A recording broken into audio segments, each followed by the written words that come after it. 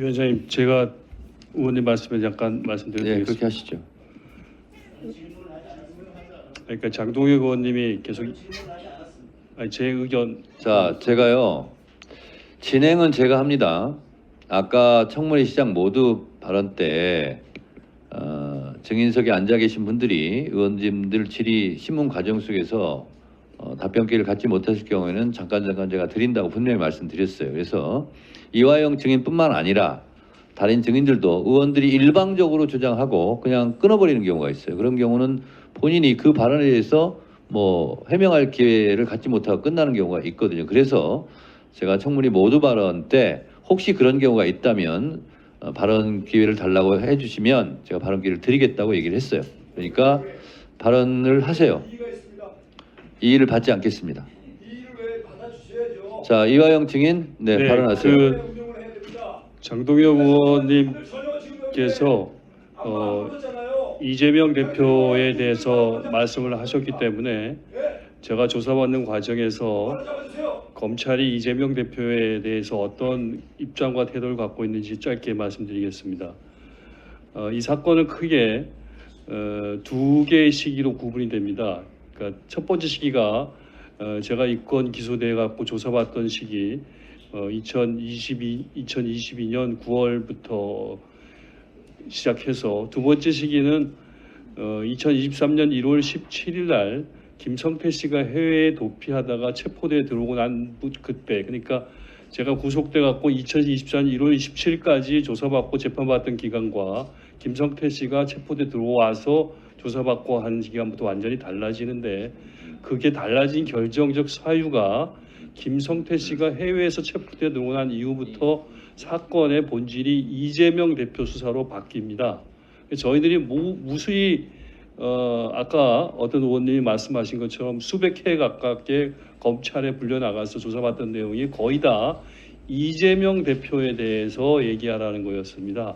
제 사건의 본질하고 한참 벗어난 이재명 대표에 대해서 얘기하라는 거였고, 그래서 제가 아까 오전에 말씀드렸던 바와 같이 전현희 의원님이 말씀하신 것처럼 그 이재명 대표가 대선에서 떨어지고 난 다음에 제가 그때 느꼈던 감정은 무슨 정치 검찰의 전리품처럼 된 거 아닌가. 이 사람들이 서로가 이 전리품을 어떻게 확보할 것인가를 가지고 경쟁한다. 이런 느낌을 강하게 받았고, 그런 과정 속에서 저를 포함해서 이 옆자리에 있는 신명석 국장을 포함해서 제 주변 사람들이 어마어마한 고통과 압박을 받았고, 그런 과정을 통해서 지금 여기까지 이르게 됐다는 것을 말씀드립니다.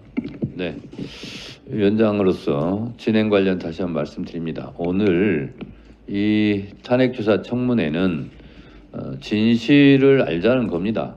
진실을 알자고 하는 것이지 진실을 덮자고 하는 것이 아닙니다. 그러면 안 나온 증인들은 안 나온 대로 조치를 하겠지만 나온 증인들에 대해서는 충분하게 말할 수 있는, 답변할 수 있는 기회를 줘야 되는 것이 위원장으로서의 진행이다라는 점을 말씀드리고, 사사건건 위원장의 진행에 대해서 계속 말씀하시는데 자제해 주시기 바랍니다.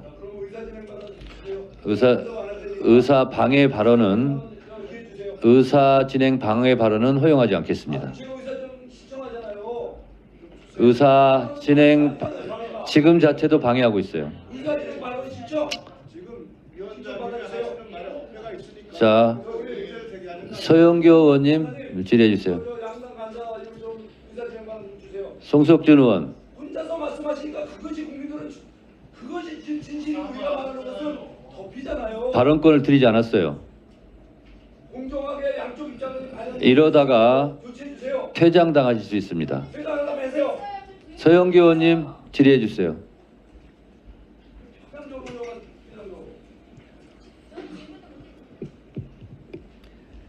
예, 서울 중랑구갑의 서영교입니다. 오늘 탄핵 청문회 대상의 주요 인물은 박상용 검사입니다. 이 수원지검 사건의 주인 검사 박상용 검사입니다. 그런데 박상용 검사는 뭐가 두려운지, 무엇을 숨기려고 하는지 왜 이 자리에 안 나오는 거죠? 여당 의원들이 그렇게 이야기하시는데 나와서 떳떳하게 이야기하면 되는 거 아니겠습니까? 그런데 왜 안 나온 겁니까? 안 나와서 숨기는 자가 범인입니다. 신문에 나오지 않겠다고 거부하는 자가 범인입니다. 그런데 오히려 9년 6개월이라고 하는 형을 받은 이화영 증인이 나왔어요. 나오는데 마음이 편안하겠습니까? 얼마나 두렵겠습니까? 그래서 저는 이게 뒤바뀌었다. 안 나오고 거부하는 자가 범인이다 이렇게 이야기하고요. 이화영 증인께 묻겠습니다. 도대체 몇 번이나 불려나간 것 같습니까? 검찰에. 아까 말씀드린 바와 같이 김성태 씨가 해외에서 체포되어 나온 후부터 그들이 김성태 씨가 아마 2023년 1월 17일 날 체포되어 왔을 텐데 그로부터 2023년 2월 3월은 아마 김성태, 방용철, 안부수 그와 그쪽이 모여 있었고 그쪽에 어떤 상황이 좀 정리되니까 4월부터 저를 이제 집중적으로 타깃으로 해가지고 불렀는데 4월, 5월, 6월은 거의 지금 저기 보니까 112일인데 이 토요일, 일요일 포함해가지고 거의 매일 불러갔던 것 같습니다. 맞습니다. 저희가 보니까 월화 수목 금 나갑니다. 네. 일요일도 나갑니다. 그리고 지금 말씀처럼 110일에 이거는 9월부터가 아니에요. 그 1월부터 110일에나 불려나갑니다. 111회를 하루에 10시간씩 조사받았다고 치니까 1110시간이에요. 아니 대한민국의 어떤 사람을 검사가 이렇게 오랫동안 수사할 권리가 있는 거죠? 해도 너무한 거 아닙니까?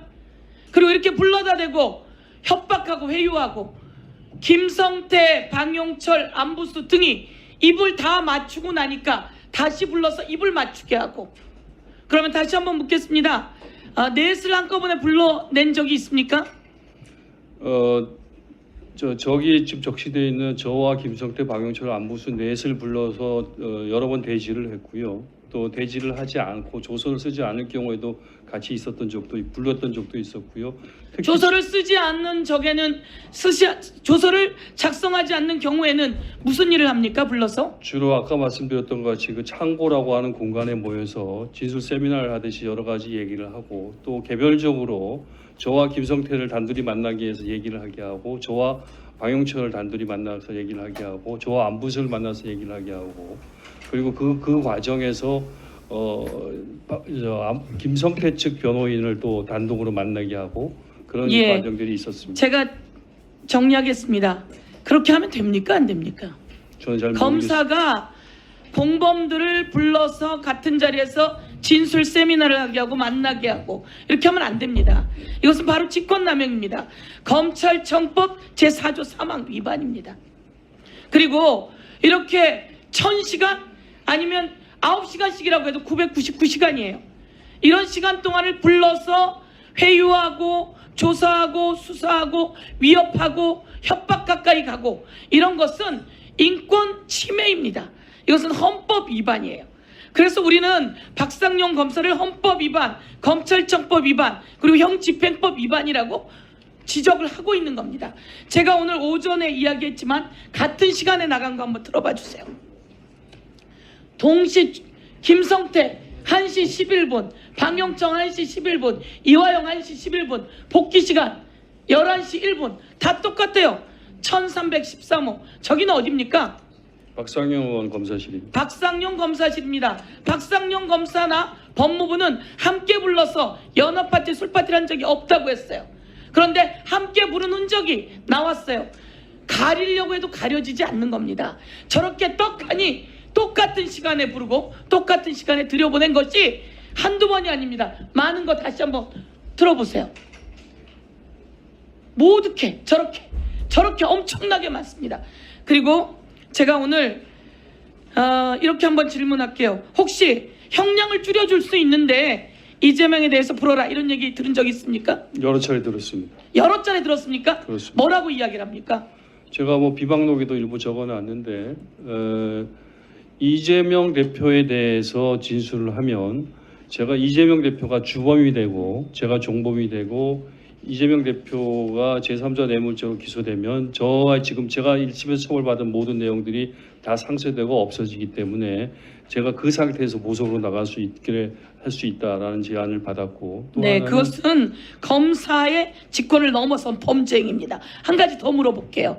가족을 혹시 데려다 주겠다 이러면서 회유한 적도 있습니까? 여러 차례 있었습니다. 여러 차례 있었습니까? 그렇습니다. 그건 어떻게 합니까? 우리 집사람을 면담을 시키겠다고 검찰청에 불러서 면담을 시키겠다고 했는데 저는 만나고 싶었는데 집사람이 계속 거부해서 안 나왔고요. 아들을 만나게 해주겠다. 아들이요. 또 같이 구속되어져 있었던 신명석 국장을 1대1로 면담시켜주겠다 해서 같이 만나가지고 또 신명석 국장의 구속 상태를 해제시켜 줄 수 있다 이런 얘기를 들었었고요. 또 다른 지인들도 1대1로 밖에서 들어와서 면담을 하고 그렇게 했었고요. 그 과정 속에서 변호사분들을 많이 만났습니다. 변호사분들이 김성태 측 변호인으로 선임되었었던 분들이 여러분들이 오셔서 다양하게 저를 개별적으로 만나서 1대1로 만나고 설득을 하면서 검찰 편을 들고 김성태 말을 듣는 것이 현재 상태에서 가장 나한테 피고인 이화영한테 유리한 상황이다. 이런 것들을 계속 원하지 않는 변호사를 데리고 와서 회유한 정황들이군요. 그렇습니다. 그러면 변호사의 조력을 받아야 되는데 그 변호사가 쫓겨난 적이 있다고 들었습니다. 검찰에서는 문자를 보내서 변호사를 오라고 했는데 그 변호사에게 주거 침입 등등 변호사 못하게 하겠다는 등등 협박하면서 박상용 검사가 쫓아냈다고 하는 내용도 있습니다. 그런 내용이 있습니까? 그런 내용이 있습니다. 설명해 보시겠습니까? 서모 변호사가 저를 위해서 검찰청에 왔는데 그 시간이 쫓겨가지고 선임계 같은 절차가 좀 미비했는데 그것을 근거로 해서 박상용 검사가 변호인 참관을 못하게 했었습니다. 그래서 현장에서 쓰겠다고 했는데 하여튼 고성이 오가면서 못하게 했었고 또 한 번은 그런 일도 있었습니다. 그 현직 교도관이 그런 박 검사실에서 일어나고 있는 일련의 행태에 대해서 문제점을 느껴가지고 교도관이 문제 제기를 했었습니다. 예를 들면은 방용철 피고인이 구치소에서 가지고 온 문건을 밖에서 들어온 쌍방울 직원에게 전달을 하려고 했었습니다. 그걸 이제 검사가 용인해 주니까 교도관이 이건 너무한 거 아니냐 그렇게 해서 계속 항의를 하다가 박 검사하고 아주 큰 소리로 대판 다투기도 하고 그런 경우도 있었습니다.